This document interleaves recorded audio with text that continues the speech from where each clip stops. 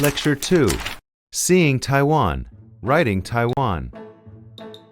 Taiwan had for a long time been marked as Formosa on maps made by European cartographers since the Age of Discovery until recently. This is basic knowledge you must know before we begin our journey into historical Taiwan. The name Formosa was originally a Portuguese expression. In 1543, sailors on a Portuguese merchant ship sailing across the Taiwan Strait occasionally sighted a beautiful island. That was Taiwan. They cried out in amazement and called it Ilha Formosa, which literally means beautiful island. From mid-16th century on, Taiwan had been labeled as Formosa internationally and thus joined the international stage. In Chinese philology, on the other hand, Taiwan is believed to have been marked as Yizhou or Liuqiu. The origin of the name Yizhou can be traced back to a historical text called Records of the Three Kingdoms.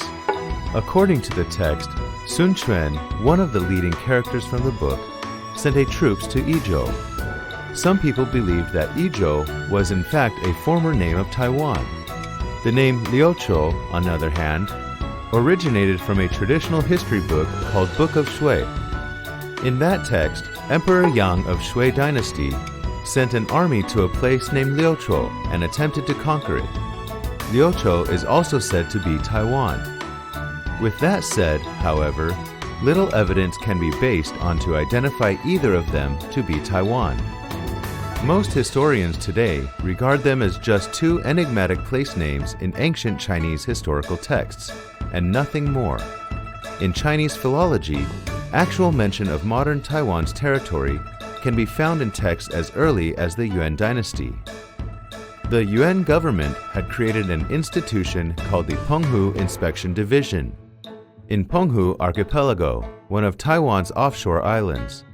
In the early days of the Ming Dynasty, the succeeding dynasty of the Yuan, however, the government had the institution shut down as it implemented a sea-ban policy. In 1563, the Ming government established the institution again in an attempt to maintain order and security around nearby coasts. The institution had thus continued to exist. By the time the Dutch East India Company occupied Penghu in 1622, during Ming's entire reign on Penghu, its rule had never reached Taiwan. In Chinese philology, actual mention of Taiwan, instead of its offshore islands, can be found in texts as early as 17th century. Aside from officially compiled local historical documents and small sea travel diaries, the book discussed in the previous lecture, there is a narrative account from 17th century that kept a rich record of Taiwan. Under the title East Aborigine Story, the author Chen Di told the story of his adventurous travel to Taiwan. In the winter of 1603, Chen, under the leadership of General Shen You'rong, tracked down a group of Japanese pirates all the way to the offshore area of Anping, Tainan. After the pirates had been defeated, Chen and his fellow soldiers got ashore at Dayuan, Tainan. They were well received by the plains indigenous peoples there. They had stayed for nearly a month before returning to the mainland. Going back home, Chen wrote down what he had experienced retrospectively. To us readers, the article is a precious record on the customs of plains indigenous peoples in early 17th century Taiwan. East Aborigine Story, which reported Chen's experience in the area foreign to him, was written in the style of traditional Chinese histories. In the text, Chen first introduced the territorial distribution of the tribes of the plains indigenous peoples and their social systems.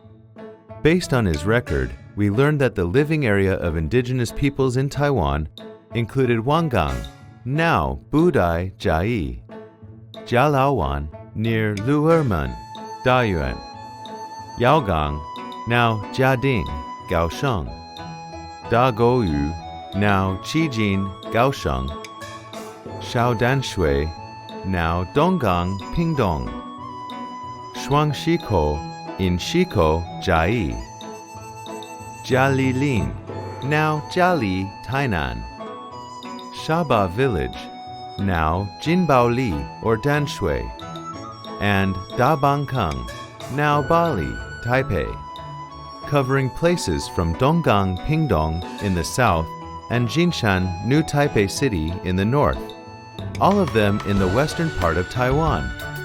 The plains indigenous peoples Chen and his fellows met lived in social units called shi, or tribes. A tribe had 1,000 members at most, and 500 or 600 at least. They didn't have a chief. For every tribe, the one who had most offsprings in quantity became a leader. All the indigenous people were fighters by nature. They never avoided fights and were very good at running. When one of the tribes was in a conflict with another, they went into war. The fighter who decapitated the most enemies in a war was revered as a hero warrior in his own tribe. Moreover, Chen had mentioned that most people never wore tops, no matter it was summer or winter, because the weather was always warm. Even women were not used to wearing tops. Female members only wore grass knot skirts to cover their private parts. They didn't have a writing system or a calendar either. They called the time interval between 2 full moons a month and 10 months a year, but they never marked their birthdays or ages. They tied knots on ropes and used them as currency. Crops were grown by the method of slash and burn. They loved to drink, dance, and sing. For aesthetic reasons, men had their ears pierced while women had their teeth filed down. Their houses were made of bamboo and roofed with thatch. They also had meeting houses, especially used by the young and unmarried, to discuss public issues. Chen had also recorded their marriage and family system. To form a romantic relationship, a man would have to ask for permission from a woman, but it was the woman's responsibility to propose to the man. In fact, young girls were allowed to fall in love and get pregnant without getting married. To get married, a woman had to wait until she had given birth to do so. For a woman to marry, she and her family had to go to the groom's home and bring him back to hers. Also, women were the ones to inherit family properties. When a family member died, they dried the body with fire and left it in the house without a funerary box. The body would only be buried once their house was damaged and needed to be rebuilt. They would bury the body beneath the foundation of their house during reconstruction. In doing so, no religious ceremony would be performed. Some other records were about how they farmed their lands. Both men and women had the responsibility to cultivate soil. They all stayed silent at work, killing no animals. Young people had to stand up whenever an older person passed by, with their back facing the elder and no greeting at all. By doing this, they wished the coming year to be a good one.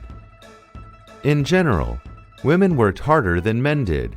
Theft was strictly forbidden in every tribe. A thief would definitely be executed once caught. For this reason, they never had to close doors or windows at night. They grew beans, flax, Job's tears, scallions, ginger, and sweet potatoes for food, and kept cats, dogs, pigs, chickens, tigers, bears, and leopards as their family property. According to Chen's text, mountain areas near the tribes he visited were very good places for deer. Every winter, deer showed up in groups, and people hunted them in teams as large as 100 people or so. Deer meat, penis, fur, and horns were all available to them. Some of the deer hunted would be eaten, and the rest be traded. Deer were an important source of income for them. Chen also noted that indigenous peoples in Taiwan lived on an island but had no idea how to sail. And not just that, they had a fear of the ocean, so their fishing area was limited to inland waters. As a result, they had little connection with overseas races. But that's not to say they had never seen a foreigner. Legend has it that in early years of Yongle Emperor's rule, imperial official Zheng He was commissioned to start the famous Ming treasure voyages. Undertaking the mission, Zheng came to Taiwan and set his feet on the place where Chen had recorded. He tried to establish a covenant with the indigenous people he met but failed. The indigenous people didn't want to abide by the imperial rule, so they turned down Zheng's offer, and their interaction just stopped there. In the late years of Jiajing Emperor's rule, Japanese pirates attacked the indigenous tribes in the coastal area, where indigenous peoples used to inhabit, and set their houses on fire. The indigenous people then moved up into the mountain area to avoid piracy. After the pirates had gone, they began trading with Chinese businessmen, especially those around Zhangzhou and Quanzhou in the coastal area. They traded deer jerky, deer skin, and deer horns for agate, porcelain, cloth, and salt. Chen was surprised to see their exotic customs and lifestyles, and was even more surprised when he found that they had abundant food to eat while hanging out around with friends every day. In a word, they led a really happy and contented life. Their lifestyle didn't last long, however, having been affected by some dishonest Han Chinese people who had come to Taiwan. The once simple and innocent society began changing. In order to understand and make a record on the customs of Plains indigenous peoples in the western part of 17th century Taiwan, Chen had done real interviews and observation. We can tell this by the fact that what East Aborigine story had recorded was consistent with another text titled A Visit to the Past, Xiaolong, a Formosan Village. Written by two Dutch East India Company employees, Jacob Constant and Barent Pessert, on their research trip to Xiaolong tribe. A Visit to the Past has so many things in common with Chen's records, notwithstanding the fact that they were 20 years apart. A Visit to the Past includes records on the tribe's architecture style, the custom of having women's teeth filed down, the fact that they didn't sail and knew little about the ocean, the division for labor by sex, where men hardly ever did household chores and women took responsibility of farming, and their worship of heroes that had killed the most enemies. All of these are consistent with Chen's records. Alongside this, due to the fact that Taiwan was not a part of China at that time, Chen's records on the culture of Plains indigenous peoples were all from a foreigner's perspective, making him feel that the indigenous were not only exotic, but also innocent and simple-minded. Reading Chen's words, you might also think that Taiwan is a simple and rustic place. But that was just early years of the 17th century. After Chen left Taiwan, the Japanese, Chinese, and even the Dutch were all trying to take advantage of Taiwan by means of commercial and military forces.